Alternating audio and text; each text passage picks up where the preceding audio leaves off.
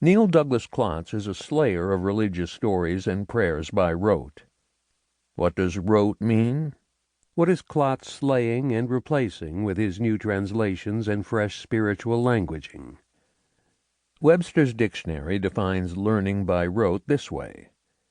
Learn by rote means the use of memory usually with little intelligence, routine or repetition carried out mechanically or unthinkingly, a joyless sense of order, a commercial hustle. Do any of these observations speak to your experience of religion today? Memory with little intelligence, repetition carried out mechanically or unthinkingly, a joyless sense of order, a commercial hustle?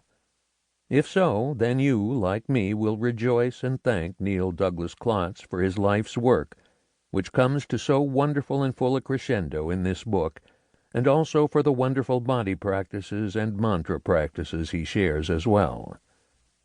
Many wise translators have translated the Gospels through the ages in numerous languages.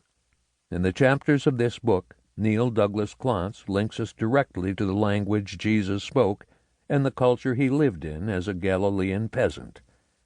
He gifts us thereby with an indispensable contribution to knowing who Jesus was, how he thought, what he taught, how he lived and saw the world around him, and why he died so young.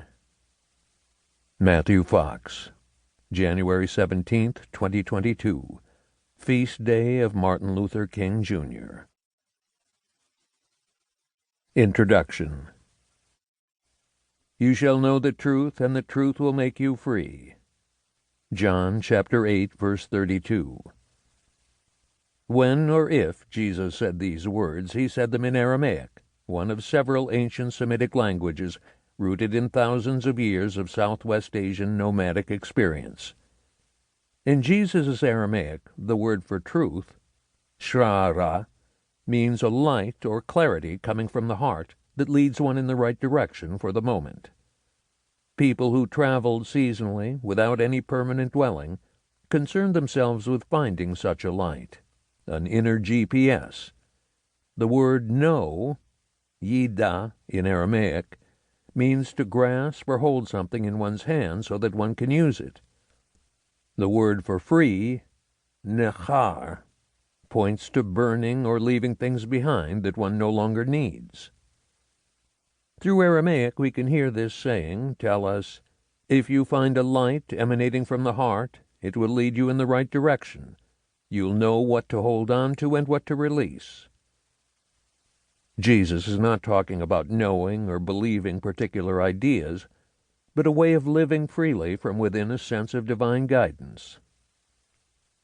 Over the past 40 years of talking and writing about the Aramaic language and Yeshua, Jesus' name in Aramaic, which I use interchangeably with the English one, I have found people most frequently ask questions about universal themes and problems we all face today, rather than about theology and belief.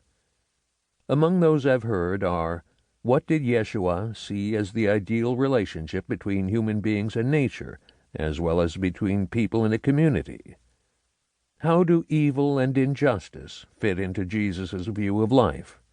What was his remedy? And is it at all applicable now? Does life have a meaning and purpose in Yeshua's teaching?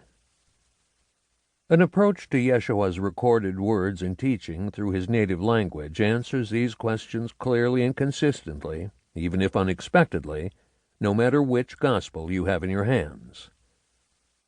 Regarding only the first point from before, I would say now that all of the major words and sayings Jesus uses in Aramaic point to natural processes, using nature herself as a witness to what he is saying. In this book you will see images from nature run throughout his sayings. In my experience, most people who in their hearts find a friend in Jesus want to know how he prayed and how he acted, that is, what his own spiritual practice was, and how he confronted life's challenges. They are less interested in spending time learning or justifying a catalog of beliefs about Jesus. This book, therefore, is for anyone who wants to follow in Yeshua's footsteps no matter how. To keep listening to this audiobook, I've left you a link in the description so you can do it, at no cost thanks to Audible's 30-day free trial.